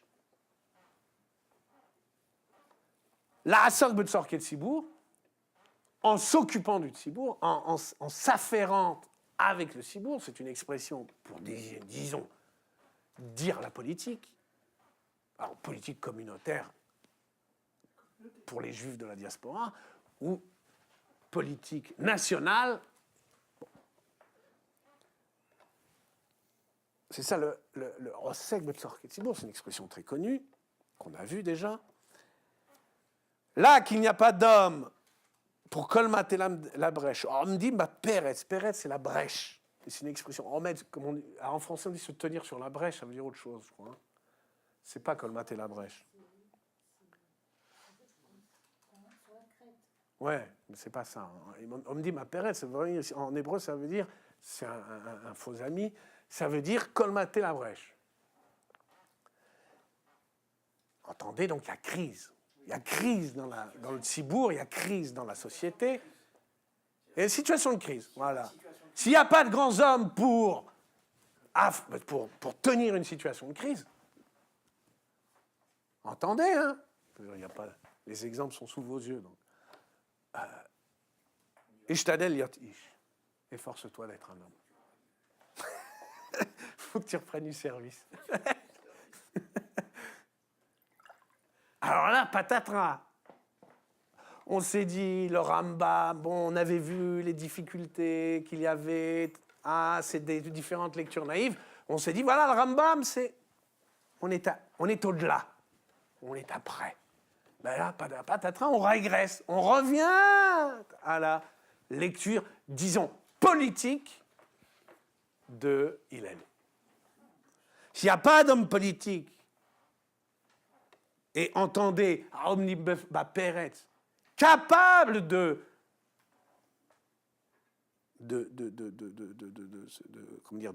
colmater la brèche, c'est-à-dire capable d'affronter une crise et de résoudre une crise. Efforce-toi d'en être un. Engage-toi. Milite. Et deviens à ton tour un chef. D'accord? Alors on a l'impression de régresser. Et seulement voilà ce qu'il ajoute. Il ajoute, même si tu dois pour cela en finir avec ton étude. C'est fou, hein? Quand toi, tu es habitué à devoir quitter la vision politique du monde, là, on s'y engouffre.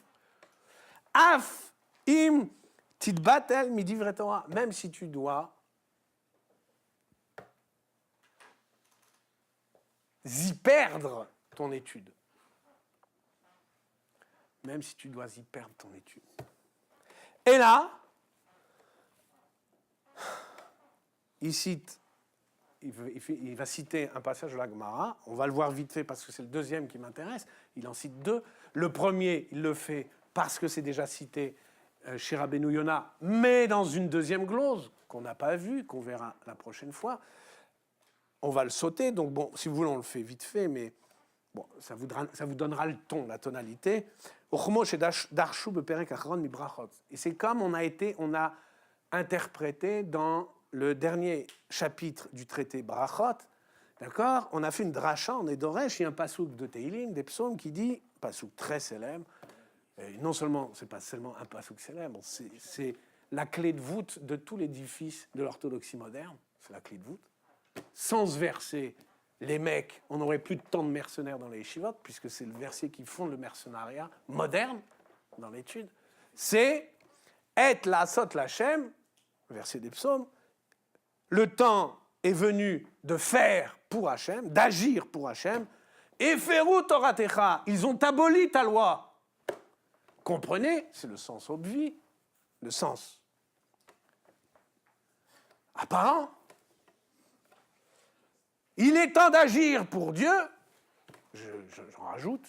Il est temps d'agir pour Dieu. Pourquoi? Parce qu'ils ont aboli ta loi. Ok. Il est temps. Non, attends. Donc ça, c'est le verset, c'est le sens obvi. Qu'est-ce qu'entendent les chachamim? C'est pour ça que vous avez la phrase. Aïkra, ce verset, misef eleresh middarish. Ce verset, il peut être, en vérité, le verset est ambigu. Donc vous avez ce qu'on appelle deux stiques, parce que tous les versets sont des distiques. Je ne vais pas vous apprendre la prosodie biblique, mais tous les versets sont divisés en deux parties. Chaque verset est divisé en deux parties. Au milieu, donc en termes de neum, vous avez un etnah, une pause au milieu de chaque verset. On appelle ça des distiques, deux stiques. Un stick signifiant en grec un vers. Donc vous avez deux stiques, le premier qui dit et la sot lachem, et le deuxième qui dit eferu toratecha. Alors, quand on lit, la Gemara dit, le verset est ambigu. Ce distique est ambigu. Pourquoi? Parce que ce qu'on prend pour la cause, donc par exemple ici, et la sot Hachem, il est temps d'agir pour Hachem, ça c'est la conséquence. Pourquoi? Parce que Eferu Toratecha, parce qu'ils ont aboli ta loi. Ils ont aboli ta loi, il faut se soulever et il est temps d'agir pour Hachem. D'accord? Ça, c'est le sens obvi. Seulement, on peut lire à l'envers. On peut lire il est temps d'agir pour Hachem, conséquence, Eferu Toratecha, il faut abolir la loi. Ça, c'est l'audace des Chachamim. Et pourquoi je vous dis ça? Pourquoi je dis que c'est un verset très important? Parce que c'est là-dessus que se fonde l'autorisation de toucher de l'argent pour étudier. Ouais. Toutes les yeshivot reposent sur ce seul verset. Et je dis repose indûment. Hein? Ben oui. L'argument, c'est le suivant. C'est pas donc tout tout ça, c'est une dracha du Rabbi Yosef Karo, en tout cas que rapporte le Shulchan Arour. Et la sot lachem. Il dit, si l'on ne paye pas des hommes pour étudier, la Torah est abolie, disparaît. Donc il faut payer des hommes. Donc c'est interdit de le faire. Il y a tout Pirkei Avot, et Rambam derrière qui dit, à mort ceux qui veulent, qui touchent de l'argent pour étudier. Bon, alors lui, on sait qu'il était bon, qu'il n'était pas très bien placé pour le dire, puisque son frère subvenait à ses besoins, mais bon. Bon, laissons ça. Ouais. Non, après, à la mort de son frère, quand son frère est mort dans un naufrage, il a dû étudier la médecine et l'exercer. Il dit pas à mort, il me semble. Si, mais en séfarade, en lachon arabi. Al-Maut. Donc, il dit, il est extrêmement dur à l'égard de ceux qui touchent des émoluments pour étudier. Tous ceux qui... Voilà. Tout ça en tout pire. Il y a 4 ou 5 sentences d'une violence extrême à l'égard de ceux qui soit touchent de l'argent pour étudier, soit tirent prestige de leur étude, etc. etc. Alors, là-dessus, le frère dit, oui, mais comme si l'on applique rigoureusement cet interdit, il n'y aura plus personne pour étudier. Pourquoi ? Parce que, voilà, surtout avec... Bon, on connaît la marche de l'histoire, le travail est de plus en plus... La logique du travail est de plus en plus contraignante. Donc voilà, il faut travailler, et s'il faut travailler, après on va rentrer, on sera fatigué, bon, étudier, bon. On lira son Dafayomi, écouter le rabbin, comme ça, 1 heure, et puis on dit, j'ai fait tout le chasse. Voilà. En 7 ans, le mec aura fait tout le chasse, en étant assoupi, mais c'est pas grave, il aura fait tout le Talmud. C'est ça. Alors on dit, mais si on laisse faire comme ça, c'est fini, c'est en effet de l'étude. Donc, on prend prétexte de ce verset, on dit Et la Asad la Hachem, c'est le temps d'agir pour Hachem, ça s'appelle Et la Asad la Hachem. Il y a péril en la demeure, donc on aimait faire la Torah, donc on peut abolir un interdit de la Torah. L'interdit de toucher de l'argent pour étudier. Donc on peut toucher de l'argent. Du coup, le mercenariat aujourd'hui, c'est la loi suprême. Oui, je passe. Voilà. Donc voilà, d'accord ? Mais justement, mais il était aussi célèbre parce que justement, avec le Talmud, on n'avait pas le droit de... Aussi, bien sûr. Non, mais ça, je parle d'aujourd'hui. Aujourd'hui, on ne conçoit même plus que le Talmud, que la Mishnah fut un jour orale. Ça, Ah oui, mais c'est grâce à ce passage qu'on a... oui, c'est pour ça. Rabbi allègue ce verset pour s'autoriser d'écrire, de consigner par écrit la Mishnah. Donc, est-ce que le fait que l'étude soit devenue payante a amélioré la qualité de l'étude ? ouais, c'est sûr. Attends, c'est sûr.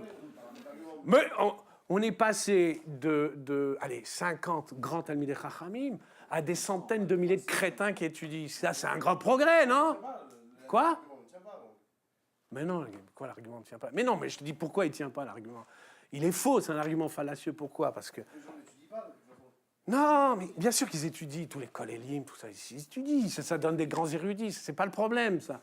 Le truc, c'est quoi ? C'est l'argument, il vaut uniquement, ça ne peut pas servir de règle générale, ça vaut, cette règle vaut uniquement pour un homme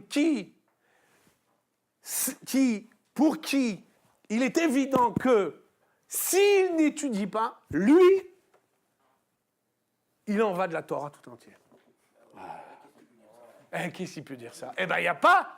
Du coup, c'est pas être là, Asad Hachem. Donc, en principe, alléguer cet argument, c'est fallacieux si l'on n'assume pas cette responsabilité à l'égard de la Torah. C'était une parenthèse. Le Rashbatz continue et il dit Ou beperek shte alechem, et dans le perek shte alechem, qui est un perek dans Menachot, le traité Menachot, Amrou.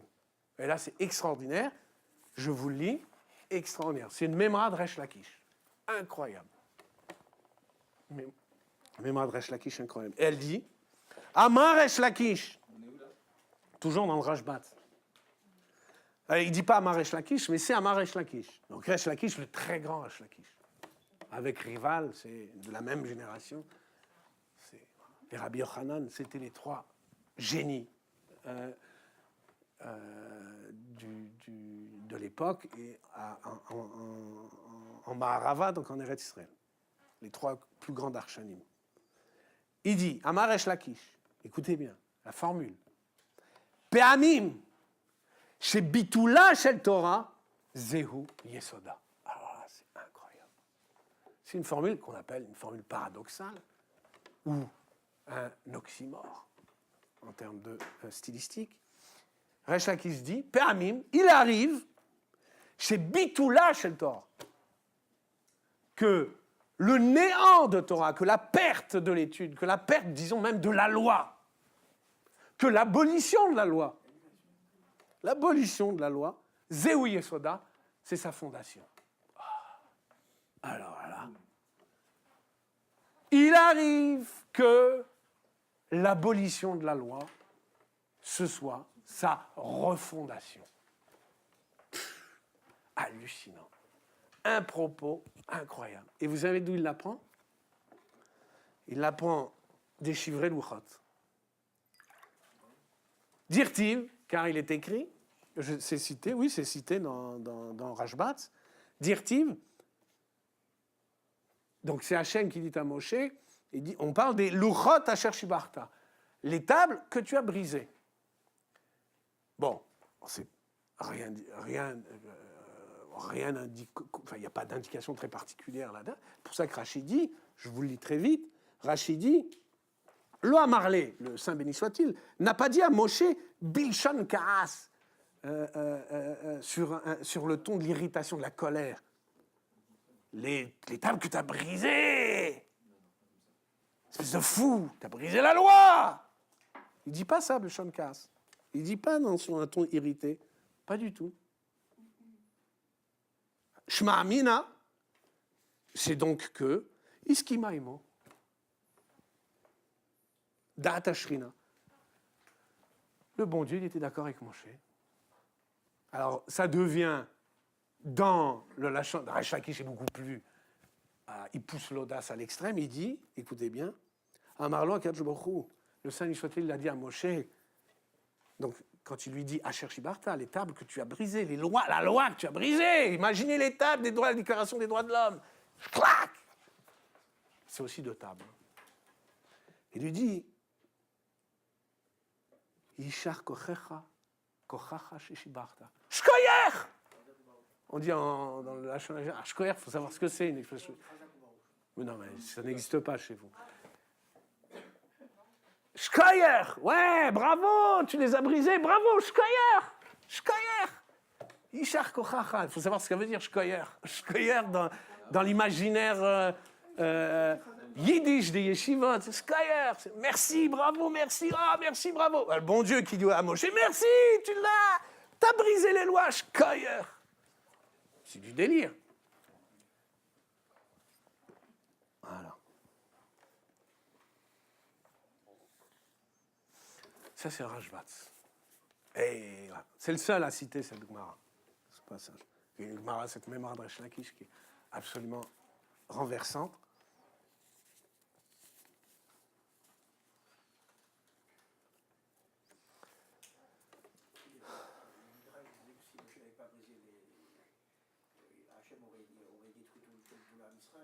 Oui, bien sûr. Quoi? C'est un moment très particulier. Évidemment que c'est un moment très particulier. De là, Resh Lakish tire que parfois, Péamim, l'abolition de la loi, Bitoula Shel Torah, Zéhou Yesoda, c'est sa refondation. De là, le Rashbatz tire, tu peux t'engager dans la politique au prix de ton étude, au prix même, voilà, au prix, même aller plus loin, au prix d'une certaine pratique. Petite Batel Minatora, c'est pas seulement, ça peut vouloir dire même au prix. Alors,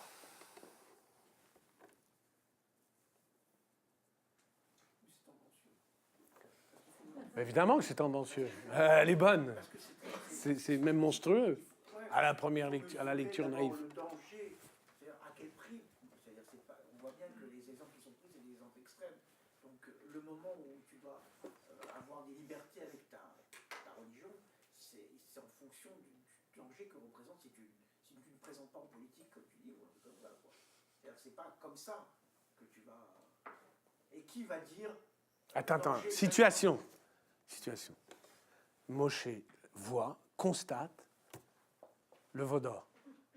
Voit combien les Hébreux, comme on dit, se sont dévoyés, dépravés. D'accord? Là, il n'envisage plus rien, sinon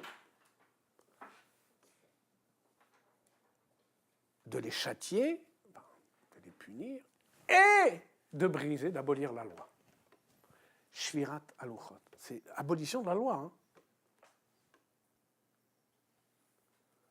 Bitoula shel Torah. C'est comme ça. La Shvirat haluchot, Resh Lakish, il entend Bitoula shel Torah.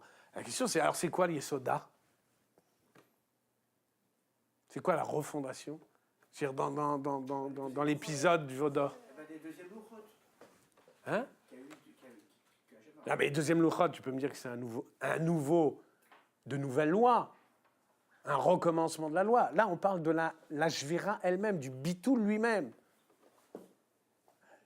Est-ce que la Torah ici, ça veut forcément dire loi? C'est-à-dire, forcément, et pas forcément. Ça veut dire enseignement, quelque chose que justement le briser, ça ne veut pas forcément dire le renier. Même personne n'a parlé de reniement. Un Bitoul, ça ne veut pas dire reniement. C'est pas la Kfira. Kfira, c'est renier, là. C'est Paul de Tarse. Ouais, encore. C'est dans le poète l'entendu, non? C'est pas cet épisode qui a retourné la situation? Non, ça c'est avant. Ça s'est passé avant. Là, on est après. Là, Moïse... Il y a une transformation du peuple. Le peuple est bouleversé et Quand? après qu'il ait brisé les tables de la loi. Ouais, vas-y. Alors quoi? Le peuple est désemparé. Ouais. Et puis il lui demande de retourner sur la montagne D'accord. T'es sur la piste. pour aller. Quoi, T'es sur la piste, mais il faut aller plus loin. Oui, non, il est voilà. Non, mais d'abord, il y a mort d'homme. Hein. oui. La terre se fend et puis il crève. Non, c'est le feu. Non, ils ont pris chacun l'épée, ils ont tué. Ouais, Ils vont être interdits de sortir du désert. ouais, avec Cécile B2000. Quoi? Ils vont être interdits de sortir du désert pendant toute une génération. Non, ça c'est encore un autre.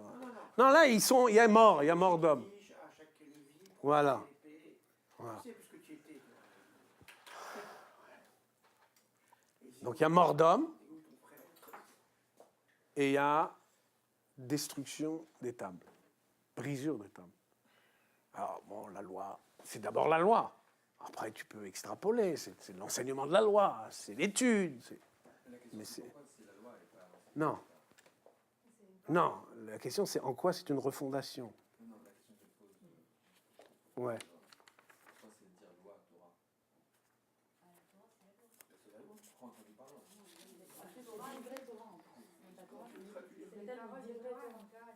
Quoi? Quoi, du vrai Torah? Ah, Bit Batel. Non, lui, tu parles du Rashbat. C'est le Rashbat. Oui, ou alors. Le Rashbat, s'il en tire. Non, que le Rashbat s'en tire ce qu'il veut. Le Rashbat, lui, il en tire, mais c'est presque une infraction, presque par infraction. Il en tire une conséquence pratique. C'est voilà, s'il y a crise, dans la crise sociale et politique, alors, au sein de la communauté des fidèles ou au sein de la communauté nationale, peu importe, s'il y a crise sociale et politique, fonce. Même si tu dois en pâtir dans l'étude. Même si tu dois sacrifier ton étude. Ce sacrifice doit être en mesure de la crise qui est en face de toi. Hein? Tu ne peux pas dire, voilà, je vais rentrer en politique, et donc, bon, je vais sacrifier un petit peu de mon judaïsme. C'est pas ça ce qu'on te dit. On te dit, il y a une crise. Oui, il y a une crise. C'est-à-dire que c'est... Mais, encore une fois, Comment toi, tu vas juger... je dis, en quoi ce n'est pas une régression? En quoi ce n'est pas une régression sur Rashbatz? Moi, je veux relire le Rashbatz. Je pense qu'une lecture naïve du Rashbatz, c'est une lecture fautive. En tout cas, c'est une lecture régressive. Ça, c'est lecture naïve, ça. C'est une lecture régressive. De croire qu'il faille sacrifier son étude à l'ambition Voilà, c'est parce qu'il y a crise, c'est ça. parce qu'il faut, voilà, tu cèdes à l'appel du grand homme, etc. Hein? Refondement. Le refondement, la refondation. Ouais, De la Torah. ben, c'est le problème. Yesoda, de la Torah, de la loi. Je dis loi parce que, bon, c'est la langue de la... N'entendez pas loi au sens de la psychanalyse, hein, sinon on ne s'en sort plus, mais entendez la loi au sens de la Révolution française. Hein, la loi en tant qu'elle est émancipatrice. Hein. Sinon on ne s'en sort pas. Pas en tant qu'elle est castratrice. Ou qu'elle est...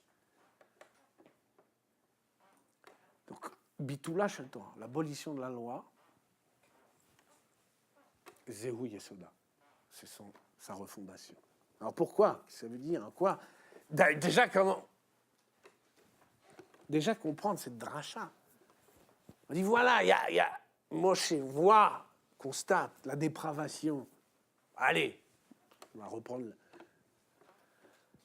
le vocabulaire de la Révolution. Il constate combien le peuple s'est corrompu. Et là, il dit il faut abolir la loi et les punir. Deux choses. Il y a mort d'homme et il y a abolition de la loi. Donc il y a deux choses. Punition, hein, châtiment, donc épuration, mais abolition de la loi. Et c'est pas pour vous, je ne peux pas vous cacher qu'il y a d'étranges ressemblances avec l'épisode de la terreur, le tribunal révolutionnaire, etc. Et c'est pas pour rien. Donc je prétends que l'archétype est le déluge, mais c'est pas pour rien, parce qu'en vérité, ça devait être un deuxième déluge. Israël, à ce moment-là, Hachem dit à Moshe, je les extermine et je recommence à partir de toi. Donc c'était les mêmes, il est dans la position de Noach, Moshe. Donc c'est pas vraiment, les rapprochements entre le déluge et le Vaudor, c'est pas, sont pas excessifs. Donc deux choses se produisent. D'ailleurs, qu'est-ce qu'il a fait, Moshe? Est-ce que Moshe a sacrifié son étude, comme dit Rashbatz, comme voudrait le Rashbatz, pour accéder aux plus hautes dignités? Non! Au prétexte que, voilà, il faut un homme providentiel. On rappelle Moshe, qui était là dans son petit monastère du Sinaï. On le rappelle, comme on a rappelé De Gaulle. Ah, t'es l'homme providentiel. D'accord? Non, parce qu'il c'était déjà le chef, il était chef suprême. Voilà. Donc déjà quelque chose cloche chez le Rashbatz. En tout cas dans la lecture primitive du Rashbatz. Moshe est le chef suprême. Il ne s'agit pas pour lui d'accéder à la position du chef suprême en abolissant la loi. Quitte en sacrifiant son étude, en sacrifiant... Non. C'est pas comme ça qu'il faut lire, qu'il faut entendre l'épisode de la Shvirat Alochot. Qu'est-ce que c'est alors? Comment il faut l'entendre? On finit là, donc. Il faut vous y mettre un peu. Toi, t'es pressé. Ton vieux t'attend. Bon, bah, vas-y.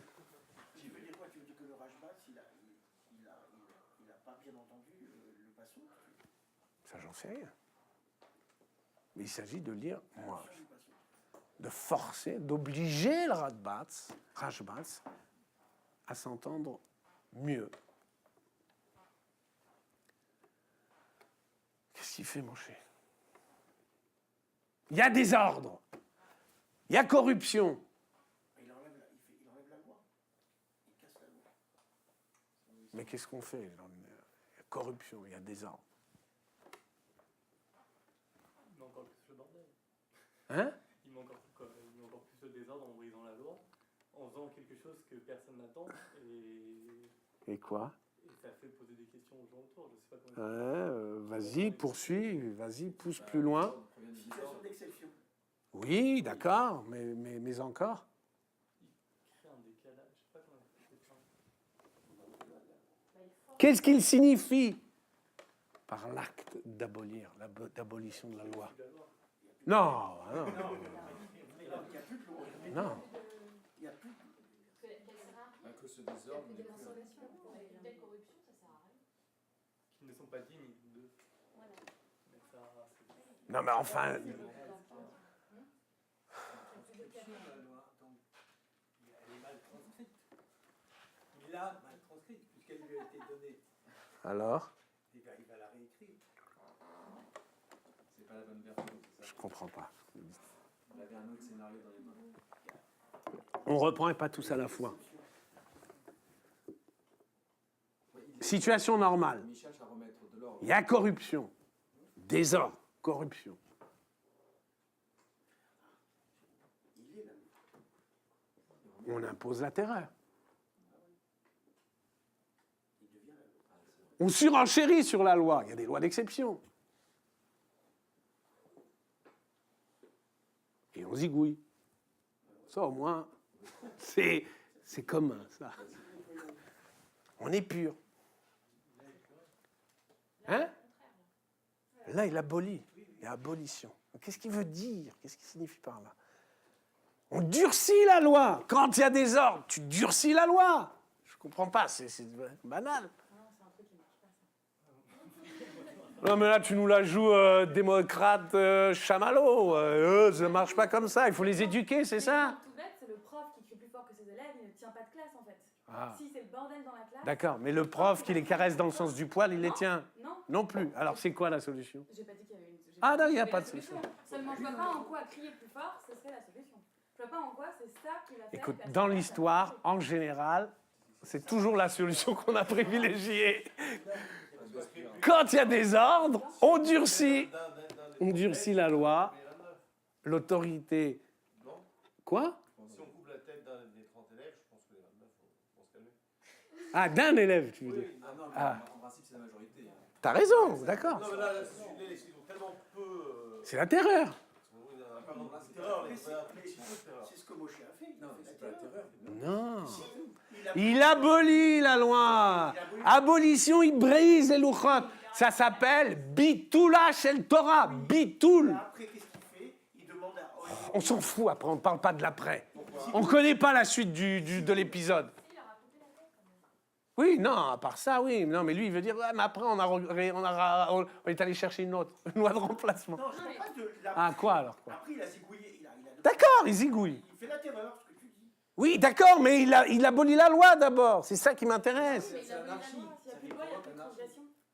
Ouh! Ah, c'est le grand... C'est comment il appelle ça, la résurrection d'Alamout?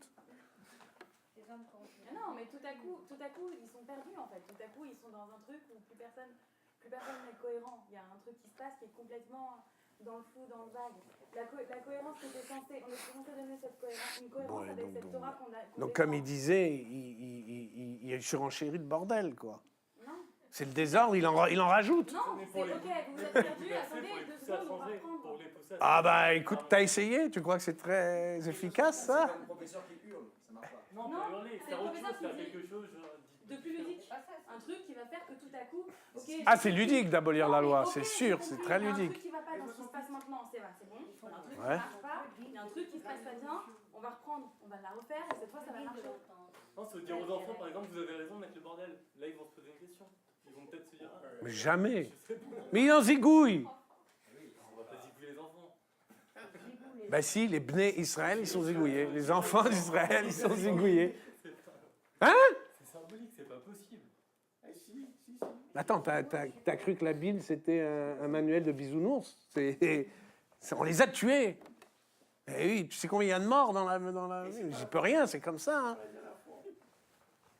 Ah, il faut t'aguerrir un peu, hein, si tu veux ta... Bon, est-ce qu'on pourrait avoir la réponse? Mais va voir ton vieux, qu'est-ce que je te dise? Oui, si la loi c'est l'émancipation, il enlève cette. Non, attends, ça va, ça c'était pour rire quand je dis ça. Enfin, c'est pour rire, pas... Un rire à demi, sourire. Voilà. C'est pour simplement que vous n'ayez pas, que vous n'ayez pas envie de vomir quand je dis la loi. C'est tout. C'est pour ça que je vous ai renvoyé à la loi dans l'acception révolutionnaire du terme. C'est-à-dire la loi est émancipatrice dans la Révolution. C'est au moins, à tout le moins, cette loi-là qu'on a à faire quand on parle de Torah. Puisque tu connais le fameux Midrash. Kol ha'osek b'divrei Torah nikra ben chorin. Tout celui qui s'affaire à l'étude, il est appelé libre, homme libre. On ne dit pas mieux. Non, c'est ça l'enjeu, là. Là, les Qu'est-ce qu'il y a à l'enjeu? Quel enjeu? Quoi? L'enjeu, c'est qu'ils étaient dans une situation d'esclavage avant ça. Non, il n'est plus dans l'esclavage, ah, on est libre. Mais justement, On est dans une génération post-libération. On est dans les caves de Saint-Germain, là. C'est le grand désordre. c'est pas que le désordre, c'est aussi la volonté de se recréer un maître, en fait. Ouais, bon, d'accord, c'est tout ce que tu veux, d'accord. Bon, disons qu'ils sont corrompus. Ah, on appelle ça comme ça. Peu importe. Non, c'est une régression. Oui, d'accord, c'est une régression. Donc, je te dis qu'en situation de désordre critique, on durcit la loi. Ça, c'est, dans l'histoire, ça s'est toujours passé comme ça. Je vois mal qu'on puisse sortir du désordre autrement. C'est pas le cas de Moshe. Il change de paradigme, en fait. Non! Ah, parce que tu crois que la deuxième elle est différente de la première? Non, mais Il y a juste Chamor et Zachor qui changent, mais c'est tout. Le paradigme psychologique du groupe en enlevant la loi. Parce que là, il n'y a plus rien d'autre que ce désordre-là. Il n'y a rien en face, en fait. Si ce n'est un désir de quelque chose d'autre, là. Ben si, il se produit quelque chose, justement.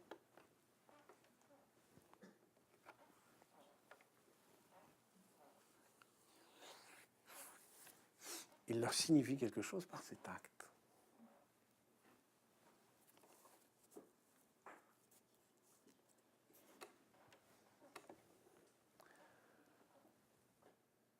Il signifie en acte ce qu'il en coûte, non pas d'avoir commis le veau d'or, ça c'est les morts, c'est le châtiment.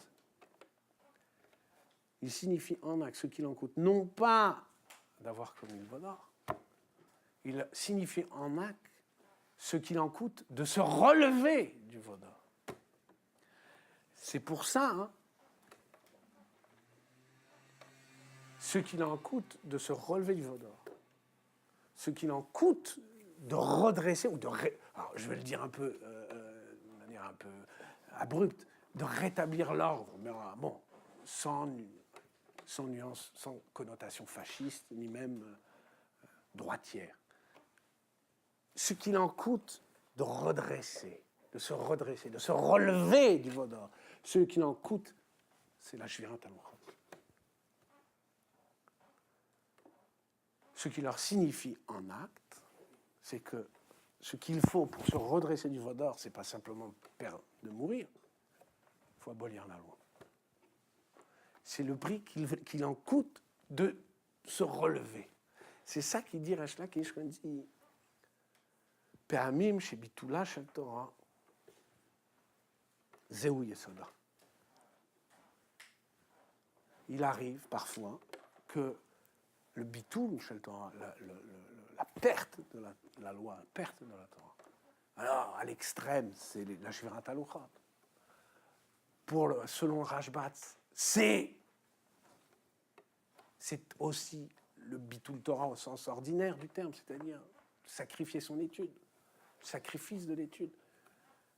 À l'extrême, c'est l'abolition de la loi. Shvirat, la brisure de la loi. Quand je dis abolition de la loi, entendez bien, évidemment, il ne s'agit pas de tout permettre. Hein. Ce n'est pas au sens de Paul, on a aboli la loi, donc c'est permis. Non, c'est Shvirat HaLuchot. Il n'y a plus, la loi est détruite, est défaite. Il signifie par là ce qu'il en coûte de se redresser du veau d'or, de rétablir l'ordre. Il en coûte la loi. Il en coûte la loi. Ils ont perdu par le veau d'or, ils ont non seulement fauté, ça c'est bon, ça, qui s'ensuivent un châtiment mort d'homme, c'est une chose, mais ça c'est ce qu'il en coûte d'avoir commis le Vaudor. Mais c'est pas le problème qui nous intéresse, c'est pas le passé, c'est quel avenir après le Vaudor. Comment se relever du Vaudor? Comment se relever du Vaudor? Est-ce qu'il suffit de punir, de châtier les hommes pour se relever du Vaudor? Donc durcir la loi pour en châtier le plus possible? Et non. Le relèvement, dit Resh Lakish, et il l'apprend de Moshe, la condition du relèvement, c'est l'abolition de la loi. Il faut que, un moment, en un moment de l'histoire, la loi soit abolie, au sens soit défaite. C'est quand il voit que la loi est défaite que la suite au Vaudor, que là, il y a un ressaisissement possible. Que là, il y a un redressement possible. Ils voient que le prix de leur redressement, c'est la Shivurat Alvro. Ce n'est pas la mort d'homme. Ce n'est pas la mort. Ce n'est pas le châtiment. Ce n'est pas le châtiment. Ce n'est pas au prix du châtiment qu'ils se redresseront. Et encore une fois, l'histoire nous montre bien, et notamment l'histoire de la Révolution, nous montre bien combien c'est vain de croire que la mort d'homme, c'est-à-dire le châtiment, redressera un peuple, relèvera un peuple. En vérité, un peuple ne se relève que quand il voit que pour le prix de son redressement, il faut briser la loi. Hein? Au lieu de briser, tu pourrais dire éloigner de la loi. Non. Comme, je pense à la parabole chez Kafka, du type qui reste à la porte de la loi. Ouais. Parce que ce ne serait pas lui. Et les Hébreux seraient ceux-mêmes qui auraient passé la porte. Et ce serait ça la fondation. Non. Pourquoi? En quoi c'est un bitoul, ça, passer la porte? Ouais, parce que justement, il voulait la loi, il n'a pas osé passer la loi parce qu'il y a des gardiens qui ont eu peur. Et le bitoul, c'est justement ces hommes qui n'auraient pas été effrayés des gardiens. Mais non, on parle de bitoul. Oui, enfin, Il y a une abolition. La loi est défaite. Donc il faut la réinventer. Anomie, au sens strict. Bitoula shel Torah, ça veut dire anomie. On est dans un moment d'anomie.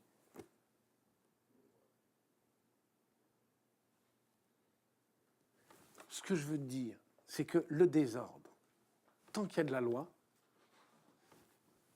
le désordre, il est insoluble. Insoluble. Je dirais même, comme dirait Hegel, c'est dialectique. On est d'autant plus porté au désordre que la loi est derrière pour maintenir l'ordre.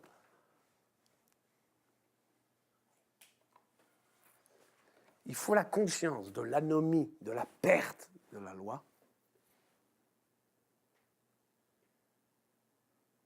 Que la loi se défait. La faute est telle, le désordre est tel, la corruption est telle que la loi est défaite, que là, un ressaisissement est possible. Et ressaisissement, il y a eu. C'est aussi ça l'extraordinaire de cet épisode du Vaudor. C'est pas simplement le...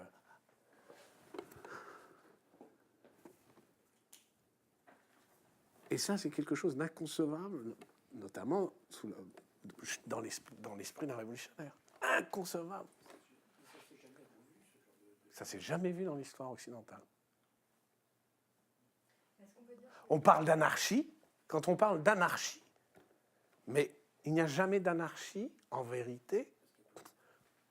Il n'y a jamais eu, si tu veux, autant de velléités anarchistes que sous un régime d'ordre. Le désordre se nourrit d'un régime d'ordre. Se nourrit. Il s'adosse à l'ordre pour provoquer le désordre. Mais si maintenant il y a défaite, la loi est défaite, shvirat haluchot, et qu'on dit, là c'est le prix. C'est le prix du désordre. C'est le prix du désordre. Là, il y a ressaisissement possible. Une loi défaite. Et une loi surfaite. Et l'anarchie. Ça n'a rien à voir. C'est le monde, c'est la loi. L'anarchie, c'est la... La loi défaite aussi. Non, l'anarchie, c'est vouloir. C'est... Oui, non. Oui, si tu veux. Mais l'anarchie se justifie de la loi. C'est-à-dire que il n'y a pas d'anarchie. Non, c'est-à-dire que dans disons, il n'y a pas d'anarchie dans une société sans loi. Dans l'hypothèse absurde d'une société sans loi, C'est déjà l'anarchie. C'est un peu ce qu'on disait. que... En supprimant le côté loi, le désordre ne tient plus non plus, puisque c'est deux versants finalement de même réalité. C'est ce qu'il avait commencé à... Bon, oui, si tu veux le dire comme ça. Oui, mais au contraire, c'est dans la conscience. La Shvirat haluchot, c'est Moshe signifie cela.